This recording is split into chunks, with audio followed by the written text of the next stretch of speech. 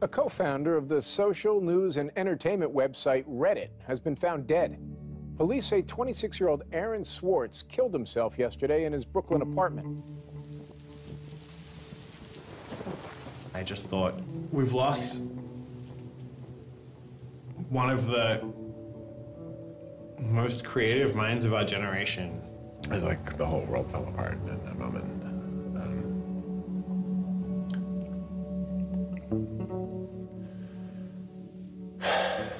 It was one of the hardest nights of my life.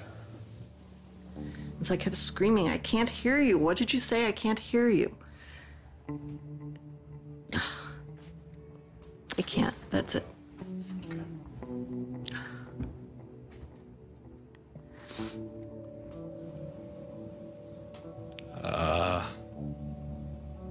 Like, yeah, none of it made any sense. And really still doesn't. I was so frustrated, angry.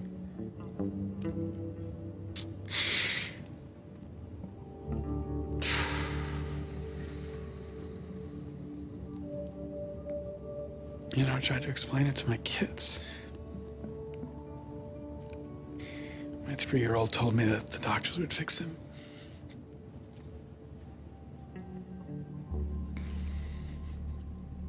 I've known lots of people who've died, but I've never lost anybody like this. Because everybody feels, and I do too, there's so much we could have more to do. Like, I just didn't know he was there. I didn't know this was what he was suffering, and he was part of me. And I just wanted it to not be real. And then I just looked at his Wikipedia page and I saw the end date.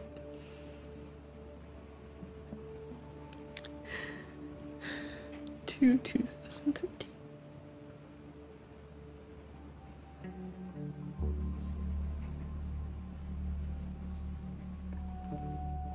Áarον is dead. Wanderers in this crazy world, we have lost a mentor, a wise elder. Hackers for right, we're one down. We've lost one of our own. Nurturers, carers, listeners, feeders, parents, all, we have lost a child. Let us all weep.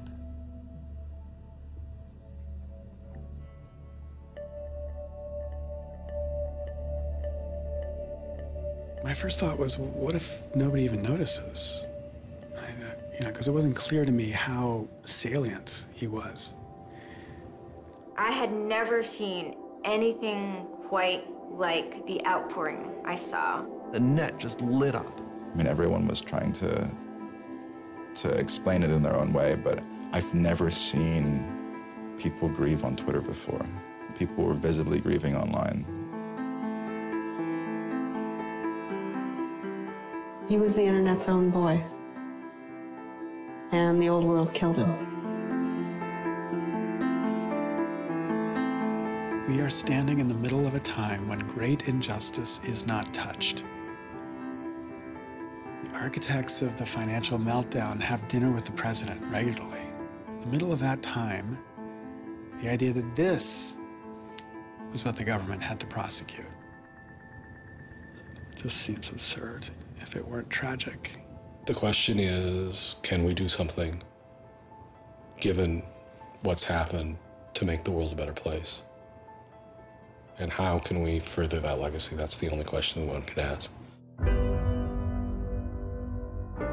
All over the world, there were starting to be hackathons and gatherings. Áaron Svarts has, in some sense, brought the best out of us in trying to say, how do we fix this?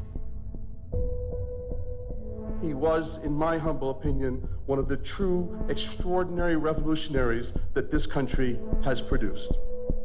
I don't know whether Áaron was defeated or victorious, but we are certainly shaped by the hand of the things that he wrestled with. When we turn armed agents of the law on citizens trying to increase access to knowledge, we've broken the rule of law, we've desecrated the temple of justice. Áaron Svarts was not a criminal. Change does not roll in on the wheels of inevitability. It comes through continuous struggle. Aaron really could do magic. And I'm dedicated to making sure that his magic doesn't end with his death. He believed that he could change the world, and he was right. Out of the last week and out of today, phoenixes are already rising. Since Swartz's death, Representative Zoe Lofgren and Senator Ron Wyden have introduced legislation that would reform the Computer Fraud and Abuse Act, the outdated law that formed the majority of the charges against Swartz. It's called Aaron's Law. Aaron believed that, you literally ought to be asking yourself all of the time, what is the most important thing I could be working on in the world right now? And if you're not working on that, why aren't you?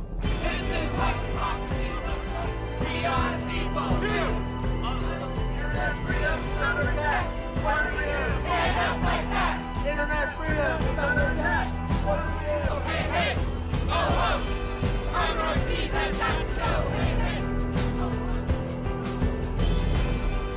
I wish we could change the past, but we cannot.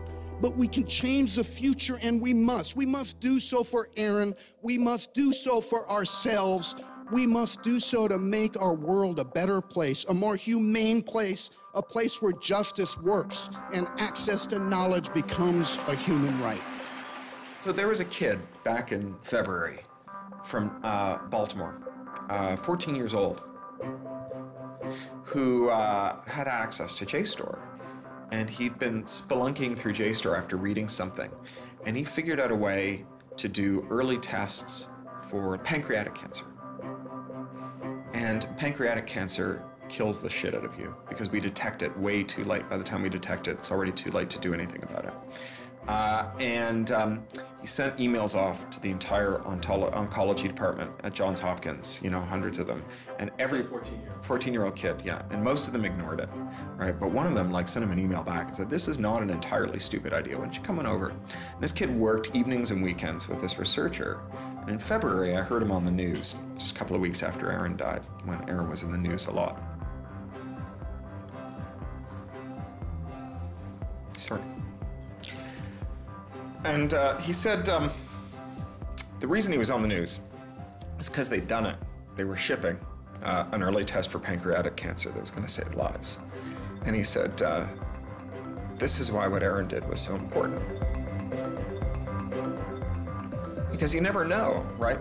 This truth of the universe is not only something that policymakers use to figure out, what the speed limit should be. It's where the thing that's going to keep, your kid from dying of pancreatic cancer comes from.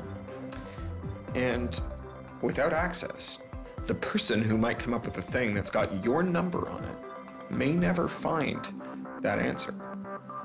He slept so well, he didn't fall out of bed once, not even when he dreamed he was back on the spacecraft.